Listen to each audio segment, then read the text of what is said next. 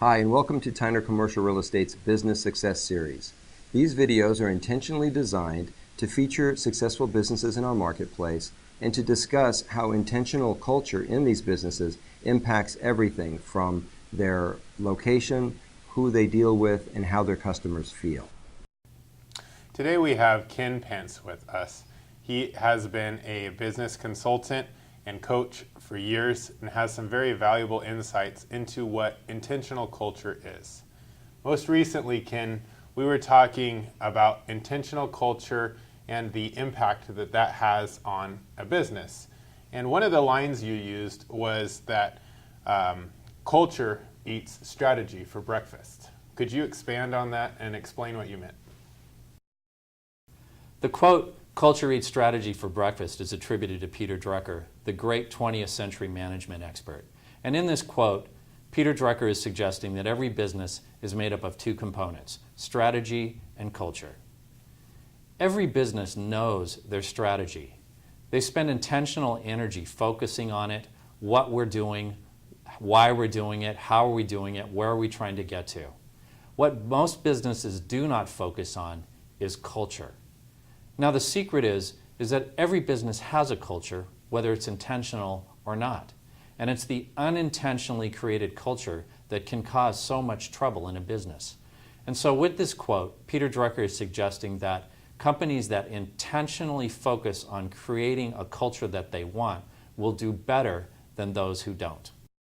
Recently, Ken, you shared with us an example of Southwest Airlines. Their strategy has been that of keeping low costs, and you all have economic seats. It's row 1 through 60, A through D, A through F, whatever that is. And yet it can still be done in an environment that is fun. When Tony and I just recently flew down to Arizona on Southwest, on our way in, flight attendant let us know, make sure and pick your seat, it's all first class here. And when we were landing, we actually got in early, and the captain came on and said, we're in early, so next time if we're late, just chalk it up for even.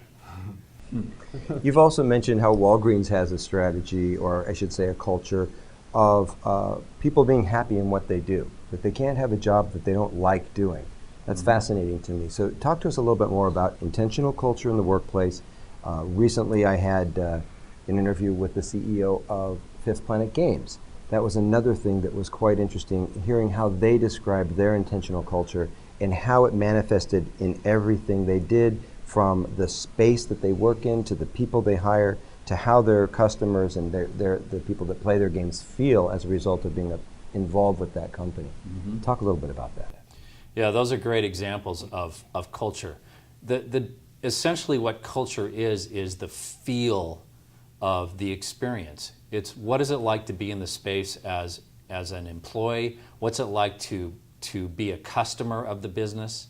And the Southwest Airlines example is a great example of flying is not that exciting or fun for most of us. It's changed quite a bit, and somehow Southwest has been able to create a culture around that of fun, and so they give their flight attendants quite a bit of freedom in being able to sing songs and make jokes and even make fun of Southwest Airlines itself.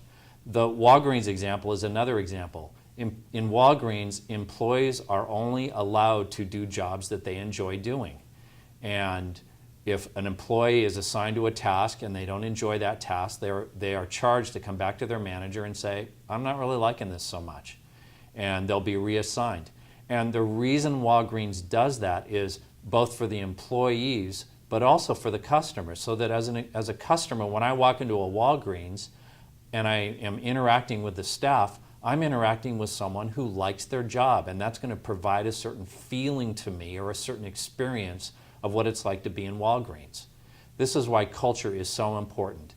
And earlier I said that culture gets created unintentionally. Every business has a culture, whether you're intentional about it or not. And the culture is, what does it feel like to be in the business? Another great example is Zappos. Zappos is completely committed to the experience of what it's like to be an employee at Zappos. That's their primary focus. They're more focused on what the experience of the employees is like than what the experience of the customers are like. And the reason why is because they know that a happy employee will provide a positive experience to their customers. That's culture. It's soft, it's fuzzy, and yet it can be intentionally created. So if a business has really hammered out their strategy, they know their unique business proposition, they know all the steps and how they do what they do, how can they start looking at why they do what they do and actually creating an intentional culture? That's a great question, Ben. Most businesses don't really think about culture intentionally, and yet every business has a culture. And so a business that has a strategy in place and comes to realize that it needs to intentionally create a culture, it's really difficult work because it's hard to measure ROIs on it. There's a lot of time investment. And yet what it really comes down to is that the leadership of that business sits down and says, what kind of culture do we want? What do we want this business to feel like for our employees? What do we want the experience of our customers to be? And these are difficult questions. And yet there can be answers that can be brought to those questions. And sometimes it helps to sit down with an outside party that's not part of the leadership team, but not always. Sometimes a business can do it internally.